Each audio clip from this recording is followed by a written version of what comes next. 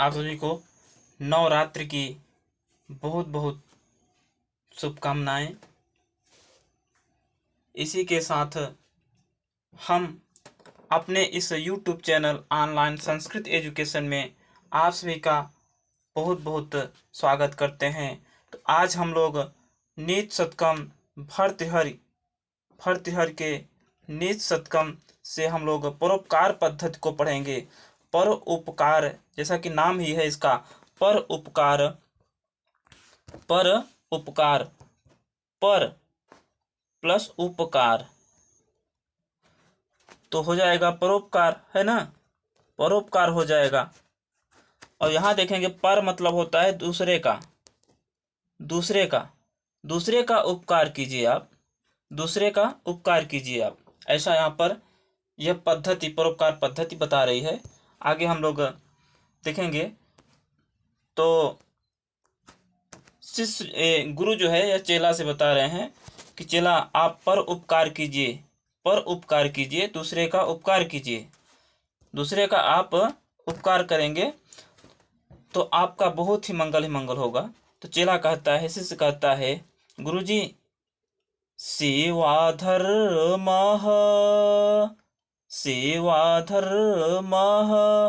परम गहन योगिनामप्यगम्यः। सेवा धर्मः परम गहन। अय गुरुजी, यह सेवा का धर्म जो होता है बहुत ही गहन होता है, बहुत ही गूढ़ होता है, बहुत ही कठिन होता है, बहुत ही कठिन होता है। तो इसके उत्तर में गुरुजी क्या बोलते हैं? गुरुजी बोलते हैं पर उपकार कुशल बहु तेरे, पर उपकार कुशल बहु तेरे। ऐ शिष्य, यदि आप पर उपकार, एक दूसरे का आप उपकार करेंगे तो कुशल बहु तेरे, तुम्हारे जो हैं बहुत ही कुशल होंगे, बहुत ही मंगल कार्य होंगे। आप जब पर उपकार करेंगे, दूसरे का उपकार करेंगे। तो इस प्रकार से गुरुजी चेला को समझाते हुए, शिष्य को समझाते हुए बता रहे हैं। तो महाकवि भर्तृहरि के अनुसार इस प्रकार से गुरुजी शिष्य को बता रहे हैं। आज उसी पर हम लोग चर्चा करेंगे। हमारा अगला श्लोक है, देखेंगे। परोपकाराय फलन्ति वृक्षाः, परोपकाराय वहन्ति नद्यः, परोपकाराय दुहन्ति गावः, परोपकारार्थमिदं शरीरम। तो महाकवि भर्तृहरि जी मानव को बता रहे हैं कि अय मानव, आप तो बुद्धिजीवी प्राणी हैं, आप तो बुद्धिजीवी प्राणी हैं। आप इनसे सीखिए परोपकार किस प्रकार से करना चाहिए। परोपकाराय फलन्ति वृक्षाः, परोपकाराय फलन्ति वृक्षाः। वृक्ष जो हैं वह पर उपकार के लिए फलते हैं, फल देते हैं। वृक्ष जो है वह पर उपकार के लिए ही फल देते हैं। ये स्वयं फल को नहीं खाते हैं, इनके फल को दूसरे ही लोग, आप जैसे मनुष्य ही खाता है, चाहे छोटा हो या बड़ा मनुष्य वही खाता है। और इस वृक्ष को सूख जाने पर ही इसकी लकड़ियां भी मनुष्य के ही काम में आती हैं। तो हे मानव, आप इनसे सीखिए कि यह जीवित रहने पर भी यह फल देता है, अपनी पत्तियां देता है। और इस वृक्ष को सूख जाने पर भी यह अपनी टहनियों को, अपनी लकड़ियों को, यह मनुष्य इसके लकड़ियों को लेकर के आग जलाता है। यह पर उपकार के ही कार्य कर रहा है वृक्ष। है मनुष्य, अय मानव, आप इनसे सीखिए। परोपकाराय वहन्ति नद्यः, परोपकाराय वहन्ति नद्यः। पर उपकार के लिए ही ये नदियाँ जो हैं वह पर उपकार के लिए ही बह रही हैं, परोपकार के लिए ही बह रही हैं। ये स्वयं जल नहीं धारण करती, ये स्वयं जल नहीं पीती हैं। स्वयं जल नहीं पीती हैं। इनके जल को पशु पक्षी पीते हैं, मानव भी पीता है। तो इस प्रकार से अय मानव, आप इन नदियों से आप परोपकार सीखिए। किस प्रकार से परोपकार करना चाहिए? परोपकाराय दुहन्ति गावः, परोपकाराय दुहन्ति गावः, परोपकाराय दुहन्ति गावः। और पर उपकार के लिए ही ये गायें दुही जाती हैं, दूध देती हैं। ये गायें दुहन्ति, दूध देती हैं। आप इनसे परोपकार सीखिए। परोपकारार्थमिदं शरीरम, परोपकारार्थमिदं शरीरम। इन लोगों ने इन इस शरीर को परोपकार के लिए इन लोगों ने शरीर को धारण किया हुआ है। अय मानव, आप तो बुद्धिजीवी प्राणी है, जरा इनसे सीखिए किस प्रकार से पर उपकार करना चाहिए। भला बताइए, आपको लज्जा नहीं आती है? आपको इनसे पर उपकार सीखना चाहिए। इस प्रकार से महाकवि भर्तृहरि जी बता रहे हैं मनुष्य को परोपकार के बारे में, किस प्रकार से परोपकार करना चाहिए। आगे हम लोग देखेंगे। अगला हमारा श्लोक है,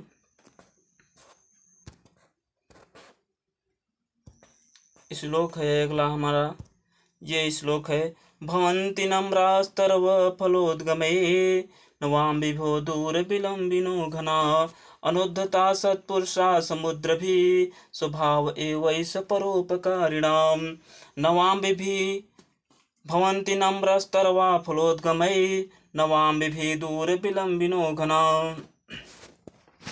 अय मनुष्य, आप परोपकार किस प्रकार से करें, इनसे आप सीखिए। वृक्षों से, भवन्ति नम्रास्तर्व फलोद्गमै, तरव माने वृक्ष, तर माने होता है वृक्ष। आप वृक्ष से सीखिए कि वृक्ष में जब फल लग जाते हैं, फल को उत्पन्न होती है, तब वह नम्र हो जाता है, झुक जाता है, बड़े ही नम्र स्वभाव अपना दिखाता है। इस प्रकार से यदि आप में गुण हो जाए है मानव, तो आप भी नम्र हो जाइए, विनम्र होकर के उदारता दिखलाइए। नवां विभि दूर विलम्बिनो घना, घना माने मेघ या बादल। तो यह मेघ भी नवां विभि दूर होते हुए भी, नवां विभि दूर, नवां अम्बु भी जल को धारण करके वह अपनी घटाओं को लटका देता है। उसमें भी अपने गुण को दर्शाता है, वह भी नम्र हो जाता है। अनुद्धता सत्पुरुषा समुद्र भी, सत्पुरुष सज्जन लोग जो होते हैं वह समृद्धि में भी, शौर्य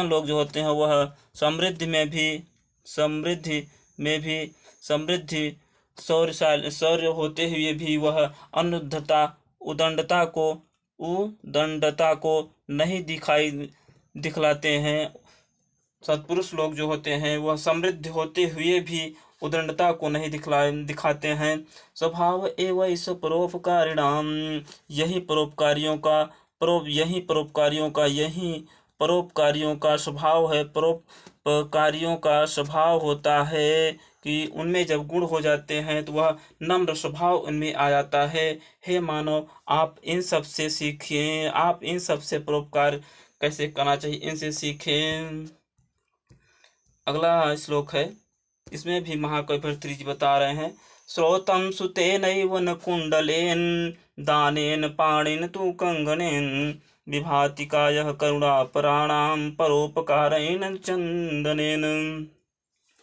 श्रोतं श्रुतेनैव न कुण्डलेन, तो बता रहे हैं महाकवि जी कि श्रोतं मतलब कान, स्रोत माने कान होता है, जिसे सुना जाए तो उसे स्रोत बोलते हैं। और श्रुतेन वेद, तो कान की शोभा सुनने से होती है, अर्थात वेद पुराण को सुनने से कान की शोभा बढ़ती है। न कुंडलेन, न कि कुंडल को धारण करने से कान की शोभा होती है। तो हे मानव, आप इस प्रकार से सीखें। दानेन पाणिन तु कंगनेन, हाथ की शोभा, पाण माने हाथ, तो हाथ की शोभा दान करने से होती है। दान करेंगे तो जिसके लिए आप दान करेंगे वो जा करके एक दूसरे के यहाँ बताएगा, फलनुआ इतना हमको दान किया। तो आपके हाथ से जो दान दिया जाएगा उसकी महत्ता और बढ़ जाएगी। न कंगने न कि हाथ की शोभा कंगन पहनने से होती है, नत की हाथ की शोभा कंगन पहनने से होती है। इस प्रकार से महाकवि भर्तृहरि जी बता रहे हैं कि आप दान कीजिए। विभाति काय करुणा प्राणाम, काय माने शरीर होता है, काय माने शरीर, तो करुणा प्राणाम दयाल स्वभाव वाले व्यक्ति, दयालु स्वभाव वाले या दयावान व्यक्तियों का शरीर जो होता है वह दूसरे के कार्य में ही, कार्य के हित में ही लगा रहता है। दूसरे के कार्य में ही, कार्य के हित में ही, कार्य के हित में ही लगा रहता है, लगाए रहते हैं, परोपकारी बने रहते हैं, परोपकारी परोपकारी बने रहते हैं। परोपकारेण तु चंदनेन, न कि आपको चंदनेन चंदन का लेप करने से, चंदन का लेप करने से आपके शरीर की शोभा नहीं हो बढ़ जाती है, आपके शरीर की शोभा नहीं बढ़ जाती है। जब तक आप परोपकार नहीं करेंगे तो आपके शरीर की शोभा घटी ही रहेगी। परोपकारेण चंदनेन, तो चंदन की शोभा, चंदन का लेप करने से लेप करने से आपके शरीर की शोभा नहीं बढ़ जाएगी। तो इस प्रकार से महाकवि भर्तृहरि जी बता रहे हैं। श्रोतम सुतेनैव न कंडलेन, कान की शोभा कुंडल से, कान की शोभा कुंडल से नहीं होती है। श्रुतियों को सुनने और वेदों को सुनने से होती है कान की शोभा। पाणि दानेन पाणेन्दु कंगनेन, और हाथ की शोभा जो होते हैं वह दान से होती है, न कंगन पहनने से होती है। विभात काया करुणा प्राणाम, करुणा प्राणाम दयावान व्यक्तियों का शरीर, दयावान व्यक्तियों का शरीर जो होता है वह परोपकार, दूसरों का परोपकार करने में ही लगा रहता है। न कि परोपकारेण चंदनेन, न कि चंदन का लेप करने से। इस प्रकार से महाकवि भर्तृहरि जी बता रहे हैं। अगला श्लोक है। पद्माकरम दिनकरो विचीकरोति चंद्रो विकासयति कैरो चक्रवालम, नाभ्यर्थितो जलधरोऽपि जलं ददाति स्वयं परहिते वीताभियोगाः। तो पद्माकरम, पद्मा माने होता है, पद्मा माने कमल, कमल कब खिलता है? दिनकरम, जब दिनकर अर्थात सूर्य जब उग आते हैं, सूर्योदय जब हो जाता है तो उस समय जो होता है वह कमल खिलता है। विचीकरोति, तब वह विकसित होता है। चंद्रो विकासयति कैरो चक्रवालम, और इधर चंद्रो विकासयति कैरो चक्रवालम, चंद्रमा कब विकसित होता है? जब कैरव कुमुद